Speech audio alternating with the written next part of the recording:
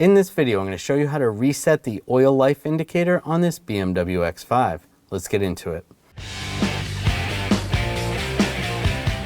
Now I'm going to show you how to reset the oil life indicator. On the instrument panel cluster, we're going to push this button down, hold that down, turn the key to the first position. While you're holding that, and then you're going to see the reset down here. We're going to let up. Then we're going to push down again and hold it until the reset starts flashing. Now it's flashing. Let up again, and push it down again. End, and you can turn the key off. You can turn the vehicle on, and you can see all the lights are green over here, and you've reset the oil life.